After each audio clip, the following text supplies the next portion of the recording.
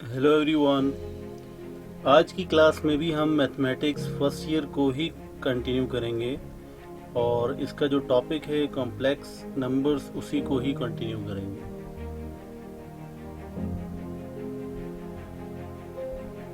आज की क्लास में we are going to discuss the steps to solve the linear equations. पहले हम लीनियर इक्वेशंस को किस तरह सॉल्व करते हैं उसके स्टेप्स देखेंगे and then we will try to find out the expressions for the linear factors कि आपने जब आपके पास लीनियर फैक्टर्स आ जाएं और आपको कॉम्प्लेक्स नंबर्स उसके अंदर इन्वॉल्व हों तो उनको आपने किस तरीके से सॉल्व करना है। और उसके बाद हम देखेंगे कि फैक्टर थ्योरम क्या है और इसको यूज़ करते हुए आप प्रॉब्लम्स को किस तरीके से सॉल्व कर सकते हैं, specially related to complex numbers को यूज़ करते हुए और फैक्टर थ्योरम के ज़रिए हम वो इक्वेशंस जिसमें कॉम्प्लेक्स नंबर्स इन्वॉल्व होंगे उनको हम सॉल्व करेंगे। बट उससे पहले वी विल डिस्कस कि लास्ट क्लास में हमने क्या डिस्कस किया था। लास्ट क्लास में वी हैव डिस्कस एक्सरसाइज 1.2 और एक्सरसाइज 1.2 के अंदर हमने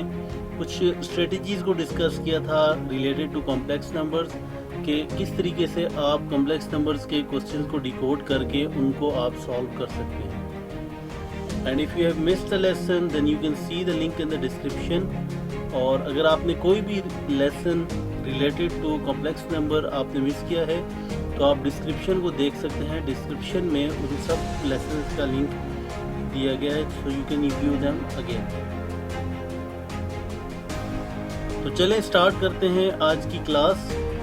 solution of linear equations. Solution of linear equations को हम किस तरीके से सॉल्व करते हैं। लीनियर इक्वेशंस कौन सी होती हैं जिसमें हाईएस्ट पावर 1 हो, पूरी इक्वेशन के अंदर हाईएस्ट पावर 1 हो। तो इस तरह की इक्वेशंस को हम सॉल्व किस तरह करते हैं इसके हम स्टेप देखते हैं। फॉर एग्जांपल आपके पास ये दो इक्वेशंस हैं जिसमें a1 b1 c1 इक्वेशन 1 के रियल नंबर्स हैं और इक्वेशन 2 के a2 b2 c2 ये इक्वेशन 2 की रियल नंबर है। सबसे पहले तो हमने ये कोशिश करनी होती है कि इनके किसी एक नंबर को हम इस नंबर से मल्टीप्लाई करें, इनके जो कोफिशिएंट्स हैं उनको इस नंबर से मल्टीप्लाई करें कि दोनों इक्वेशंस के उस पर्टिकुलर वेरिएबल के कोफिशिएंट सेम हो जाए।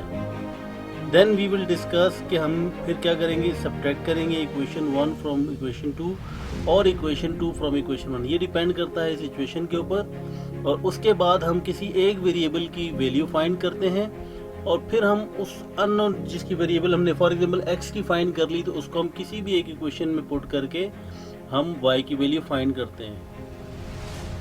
फॉर एग्जांपल आपके पास ये दो लीनियर इक्वेशंस हैं, इसको अगर आप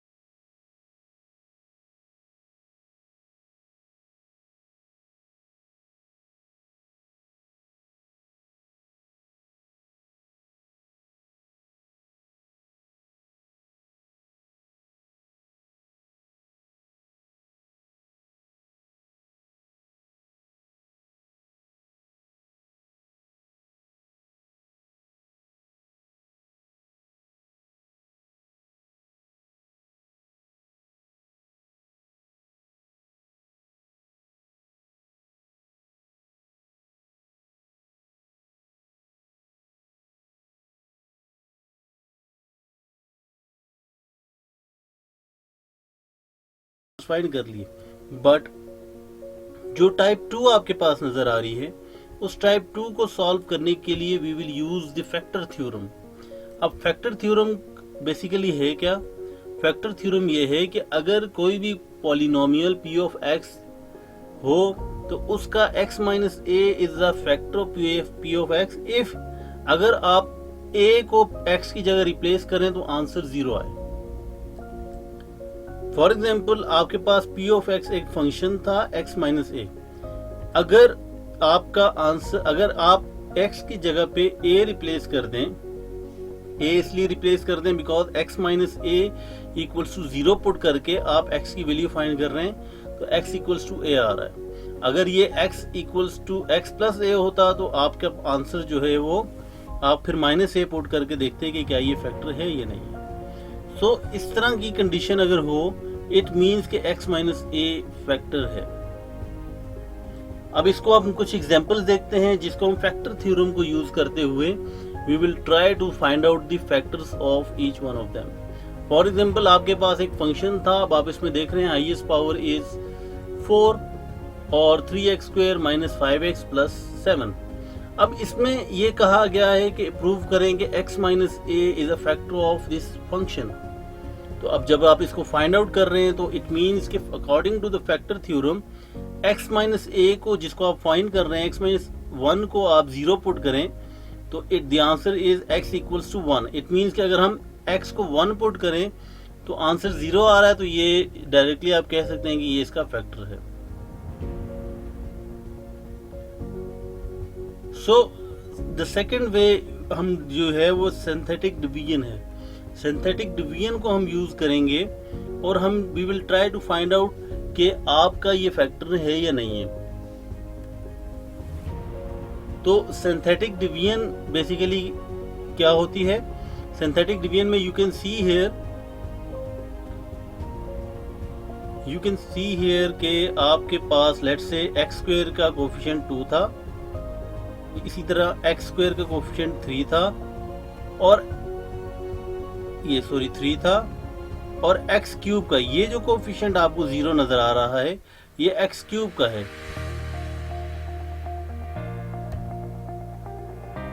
अब आप देख सकते हैं कि कोफिशिएंट्स की जो सीक्वेंस है वो आपको इस फॉर्म में नजर आ रही है कि ये x4 का कोफिशिएंट है, ये x क्यूब का कोफिशिएंट है, ये x स्क्वायर का कोफिशिएंट है, ये x1, ये x0 का। सबसे पहले तो आपने इस सीक्वेंस के अंदर इसको लिख लेना है।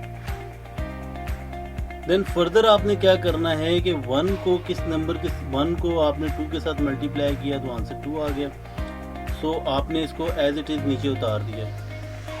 Then what you have to do कि 1 को अब इस नंबर के साथ मल्टीप्लाई किया, द आंसर इज 2, तो उसको आपने यहाँ पे लिख दिया। अब आप देखें तो इन दोनों नंबर्स को अगर आप ऐड करें तो आपके पास आंसर इज 2। सिमिलरली दोबारा आपने इस 1 को 2 के साथ मल्टीप्लाई किया तो आपका आंसर 2 आया। अगेन आपने इन दोनों को ऐड किया, ऐड करने के बाद द आंसर इज 5। अब 5 आने के बाद दोबारा से आपने इस 1 को 5 के साथ मल्टीप्लाई किया तो आपका आंसर 5 आया। So you can see here कि आपका आंसर 5 आ रहा है। अब यहाँ पे 0 आ गया। अब 0 को 1 से मल्टीप्लाई किया तो आपका आंसर 0 आ गया और रिमाइंडर आपका आ रहा है 7। अब रिमाइंडर इस केस में यू कैन सी कि remainder is not equals to 0, remainder 7 आ रहा है। So that is why it is x minus 1 is not the factor of that function.